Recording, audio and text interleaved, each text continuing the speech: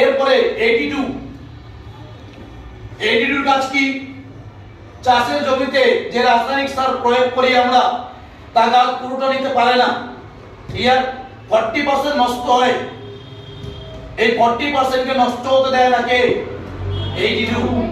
যখন কোনো বীজ দিচ্ছি তখন পাতার উপরে দিচ্ছি, কিন্তু পোকাটা পাতার নিচে থাকে, আর বীজটার সাথে 82 দিলে এটা পুরো গাছের পাতাতে ছড়িয়ে পড়ে। বোঝা গেল না? বোঝা গেল? ক্লিয়ার? তাহলে পোকাটা কি হবে? মরবে। গাছে বীজ দিলে বীজ গাছবে নিচের দিকে পড়ে। কোন দিকে? নেক্সট করো। গাছে বীজ দিলে নিচের দিকে পড়ে।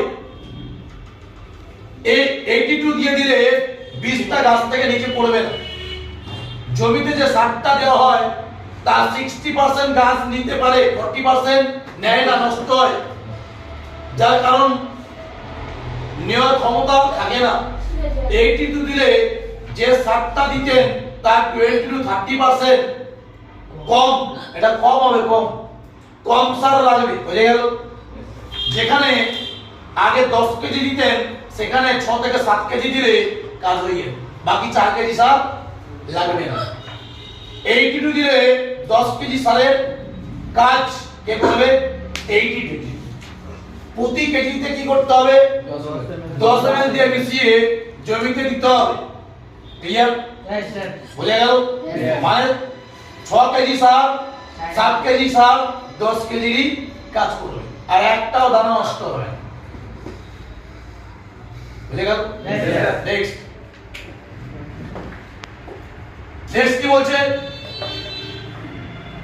82 সার ও বিষের কাজকে ত্বরান্বিত করে ও সম্পূর্ণরূপে কাজ করতে সাহায্য করে, নষ্ট হবে না, মানে সারকে নষ্ট হতে দেয় না।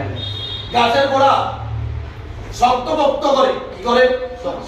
শক্তপোক্ত করে, গাছকে স্ট্রং করে, ফুল ও ফলের বৃদ্ধিতে সাহায্য করে, ফুলের পুষ্টি ও ওয়েটকে তৈরি করে। বুঝে গেল? যে জমিতে সার বীজ দেওয়া হয় তাতে জল ভর্তি থাকলে আমরা জানি নিজের জমির সার অন্যের জমিতে চলে যায়, কি না? ডুবে গেছে। কিন্তু 82 দিলে আপনার জমির সার আপনার জমিতেই থাকে। ওটাই তো ম্যাজিক। বুঝে গেল না? বুঝে গেল? নেক্সট